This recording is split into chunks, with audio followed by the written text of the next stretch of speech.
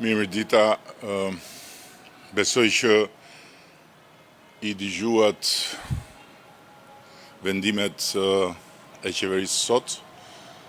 Unë kam dalë për një arsye tjetër që nuk ka të bëjë me mbledhjen e qeverisë, por ka të bëjë me një zhvillim që unë e konsideroj shumë pozitiv, lidhur me procesin e verifikimit të transaksionit për blerjen e tokës në Zvërnec, që do të thot me sqarimin e plot dhe përfundimtar të origjinës së fondeve të kaluara përmes bankës dhe me çlirimin përfundimtar të investitorëve që tani më janë dhe pronarë. Ndërkohë që nga ana tjetër, unë e konsideroj po ashtu shumë pozitive, që SPAK-u ka vendosur të mbaj të ngrira fondet pa i lënë të kalojnë tek shitësi, për të cilin ka një proces hetimor. Kjo në këndvështrimin tim është shumë pozitive edhe për çdo që pretendon pronë në atë territor, sepse tani më çështja e origjinës pronës është një çështje që do të mbulohet nga një hetim tërësisht i pavarur dhe profesional përmes SPAK-ut, dhe në të dyja rastet rezultati do të jetë një rezultat i padiskutueshëm nga pikpamja ligjore, ndërsa nga pikpamja e pretendimeve do t'i jap fund çdo spekulimi, çdo manipulimi, çdo pretendimi që nuk është i bazuar në ligj. Në rast se shitësi ka një origjinë legjitime të pronës, do marrë parat. Në rast se nuk e ka, natyrisht që parat do t'i mbeten Republikës Shqipërisë dhe patjetër që ato do të përdoren për cilin do që do të provojë se pretendimin mbi pronën e ka të bazuar. Kështu që këtu merr fund çdo lloj shqetësimi i atyre që janë pretendent të sinqert të pronës, dhe çdo kush tjetër që shfaqet si pretendent me Shqipërinë e shqiptarëve në gojë dhe me kurdisjen e duarve të tjera nga mbrapa, mund të vazhdojë të shfaqet, por nuk është më problemi ynë. Nëse ka pyetje, jam në dispozicion, por kam një kohë të kufizuar sepse kam një tjetër komunikim që nuk mund ta lë me dikë jashtë vendit. Eksela Sheu, Euronews Albania. Zoti Rama, një ditë më parë ju i bët thirrje protestuesve që të uleshit për dialog dhe të bisedonit. Por ata vijuan të protestonin në ditën e tretë përpara zyrës tuaj dhe deklaruan se pa dorëheqje nuk ka dialog. A keni ju një kundërpërgjigje për ta të cilët kanë lajmëruar sërish sot në orën 18 një tjetër protest? Dorëheqjen e kujt? Tuaj. Aha. Kam një përgjigje. Ti referohen arkivit të gjatë të këtij filmit vjetër, se tani më këtu s'ka asgjë tre. Unë nuk kam kërkuar të bisedoj me asnjë nga ata që për mua janë të kurdisur dhe janë të qartur. Kam kërkuar të bisedoj me ata të cilët kanë votuar për mua.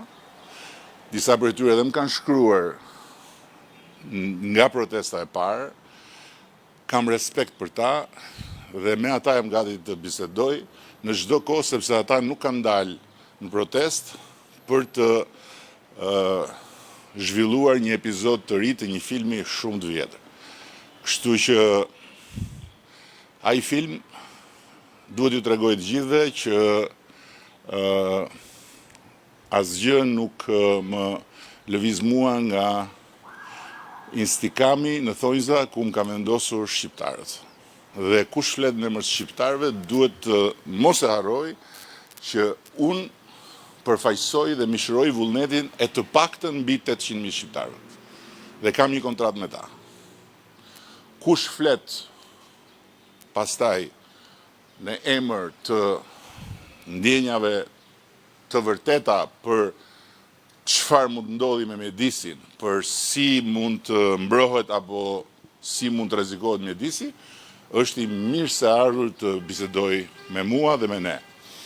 Ata që vinë me librin e shtëpisë time poshtë dritares këtu tek selia e Partisë Socialiste dhe vinë vërdall në për rrugë, si ata çakejt e agimit të artë në Greqi që ulërinin në Greqi është e grekëve, ata janë subjekt vetëm për Zotin dhe Zoti i falë se ata nuk din çfarë bëjnë, s'janë fare subjekt për mua. Zoti Kryeministër Denada Shkodrani, Radio Televizioni Shqiptar, ne patëm mundësi të njeheshim me qëndrimin tuaj pas protestës në selinë e Partisë Socialiste. Ju përmendët edhe tani agimin e artë. Sa të angazhuara kanë qenë institucionet ligjzbetuese shqiptare për të provuar nëse ka patur ndërhyrje nga shtetet huaja apo vende jo dashamirëse me Shqipërinë? Kush nuk ka kuptuar akoma këtë, nuk ka për ta kuptuar as me fjalën e agjencive ligjzbatuese, por ju e dini të paktën dihet botërisht sepse për këtë jemi të respektuar edhe brenda NATO-s, kemi një nga mbrojtjet më të forta kundër terrorit kibernetik, dhe që do thot kemi një pasqyrë shumë të plot se nga vinë e ku shkojnë, por natyrisht ky nuk është një territor i terrorit kibernetik, ky është një territor i luftës hibride që zhvillohet, për cilën kemi dëgjuar nga vende tjera dhe e cila ka ardhur edhe këtu në vendin tonë. Janë të panumërta burimet e botës demokratike që kanë nxjerrë raporte dhe studime se si forcat kundër Bashkimit Evropian, forcat kundër zhvillimit të vendeve që i duan nën sqetull apo që nuk i duan të forta, organizojnë dhe nxisin dhe orkestrojnë situata të saj natyre duke përdorur në radh të parë çështjet e ambientit. Sepse tek çështjet e ambientit ka sensibilitet shumë të madh dhe tek çështjet e ambientit ndodh pikërisht ajo gjëja që bashkohen vëllezërit e agimit të artë që orkestrohen nga ustallar si ata të agimit të artë në emër të Shqipërisë së shqiptarëve, me shqiptar, vajza, djemt, reja të rinj, me qasje atë dhe dashurie ndaj natyrës, të cilët ndjehen të lënduar. Dhe pikërisht këtë din këto forcat që bëjnë gjëra të tilla. Kjo është një luftë hibride, po nuk ka fare dyshim që kjo luftë do mbarojë dhe që gjithkush do të marrë atë që i takon. Dhe mbi të gjitha që Shqipëria dhe shqiptarët do të marrin të ardhurat që u takojnë për të rritur ekonominë, për të rritur Shqipërinë në të gjitha aspektet, por natyrisht edhe në aspektin kryesor që është ekonomia, sepse ignoranca nuk është asnjëherë argument. Dhe unë duke qenë se i druhem shumë ignorancës time për shkak se më duhet flas për shumë fusha, për shkak detyrës, të cilat nuk kam se si t'i njoh vetvetiu dhe as nuk mund të shkoj mbas Beriahajt, lexoj shumë, mësoj shumë, sepse mbaj përgjegjësi për ato që them.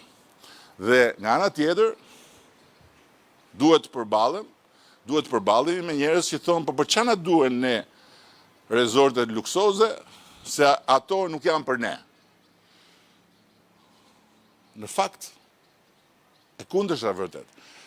Rezortet luksoze janë ato që sjellin të ardhurat më të larta në ekonomi nga turizmi. Dhe këto janë shifra, dhe për këto nuk ka nevojë të ndigjoni mua. Madje tani që të rinë kanë edhe ChatGPT-n apo të tjera platforma të inteligjencës artificiale, mund t'i pyesin. Dhe t'i thonë, unë jam një shqiptar që nuk kam të ardhura nga familja ime, dhe familja ime nuk i ka të ardhura për shkuar në një resort luksos, pse duhet unë t'a pranoj ndërtimin e resortit luksos? Dhe do marri përgjigjen që resorti luksos prodhon të ardhura edhe për të, sepse është diçka e studiuar dhe e bazuar në fakte, e nënvizuar nga organizatat më serioze ndërkombëtare, që €1 që hyn në një resort luksos shoqërohet me 1,6 deri në €2 që hyn në ekonominë lokale të atij vendi. Se resorti luksos nuk ndërtohet në hënë, ndërtohet në një realitet rreth cilit ka njerëz. Dhe është një realitet ku vinë njerëz, të cilët konsumojnë produktet rreth rrotull, të cilët shfrytëzojnë shërbimet rreth rrotull. Dhe të cilët kontribuojnë në ekonominë e vendit, sepse rritja e të gjithë zinxhirit ekonomik sjell dhe rritjen e të ardhurave për shtetin. Dhe nga ato të ardhura, shteti paguan pagat e pensionet dhe nuk ka nevojë për të qenë shkencëtar, as për të studiuar inxhinieri mjedisore apo për të studiuar makroekonomi, mjafton të shikojnë Malin e Zi. Dhe pyetja shumë e Mali i Zi nuk prodhon raketa, Mali i Zi nuk prodhon makina, Mali i Zi nuk ka ndonjë sektor aq të suksesshëm të teknologjisë digjitale si vendet tjera. Çfarë prodhon Mali i Zi? Cili është motori më i madh ekonomik i Malit të Zi? Turizmi. Atëherë si shpjegohet që në Mali të Zi prej kohësh pagat janë më të lartat në rajon me diferencë të madhe? Ne kemi filluar tani që t'i afrohemi Malit të Zi, se kemi qenë mysybet në raport me Malin e Zi. Si shpjegohet që pensionet në Malin e Zi janë në një nivel tjetër? Përgjigja shumë e thjeshtë. Resortet luksoze. Kaq e thjeshtë është. Kështu që nuk kam asnjë dilemë unë për këtë dhe nuk kam asnjë arsye që të mendoj se me vetdijen time Shqipërisë i duhet hequr qafe ky projekt.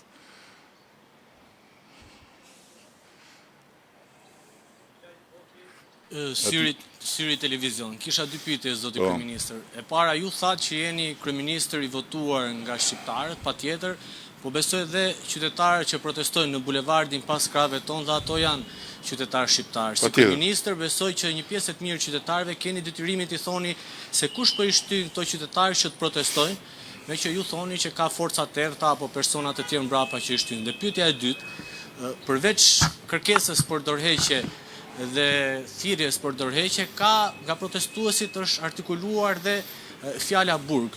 Ju nëse do t'ishit në kushtet... Fjala çfarë? Fjala burg. Burg për kryeministrin, nëse ju do t'ishit në kushtet midis burgut dhe dorëheqjes, do t'jepni dorëheqje për shmangur këtë fundit? Tani unë nuk do të përgjigjem, sepse po të përgjigjem do konsiderohem si njeri që nuk respekton mediat. Kështu nuk kam përgjigje unë për këtë pyetje, sepse kjo pyetje nuk është pyetje fare. Kësaj pyetje i mungon çdo lloj etike.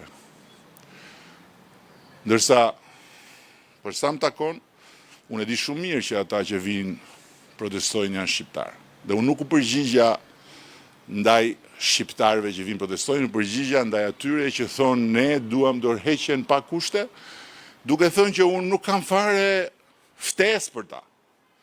Nuk janë ata që kam ftuar unë, se unë e di se cilët janë ata, unë e di se si funksionojnë ata, dhe ata janë pjesë e manipulatorëve. Ndërkohë unë e kam me ata që janë pjesë e asaj turme, ose ati grupin bulevard, që nuk kanë lidhje me këta të parët që nuk dalin në bulevard për të kërkuar dorëheqjen time. Për sa i përket burgut, kjo është një temë që meriton vetëm një koment nga ana ime. Koha kur njerëzve u tregoi burgu nëpër rrugë është një kohë të cilën e kemi lënë shumë pas. Dhe unë jam njeriu që me krenari kam udhëhequr betejën më të madhe historike të shqiptarëve dhe të Shqipërisë për shqiptarët dhe për të gjithë të tjerët njësoj, duke i hapur rrugë reformës në drejtësi, duke i dhënë jetë një strukture e cila është tërësisht e pavarur nga unë dhe e cila bën punën në shërbim të drejtësisë. Kështu që janë gjëra tërësisht të ndara. Dhe kjo është prap pjesë e spekulimeve dhe e manipulimeve, por unë kam parë shumë nga këto, edhe këto s'më bëjnë përshtypje fare. Janë film shumë i vjetër që ka gjithmonë një në fund. Dhe ajo që më vjen keq me ata që vazhdojnë i shkojnë nga mbrapa, atyre honxho-bonxhove të tjerë që janë në ndritarësit profesionist të Shqipërisë, është që janë njësoj si ata që shkojnë të njëjti film dhe mezi presin që fundi të jetë ndryshe dhe që personazhi i tyre të triumfojë. Nuk ndodh kjo. Është një film me fund që e kanë parë gjithë. Pyetje tjetër ka? Sa minuta? E mirë, ju përgjigja më të rëndësishmëve, kështu që faleminderit dhe shumë falë.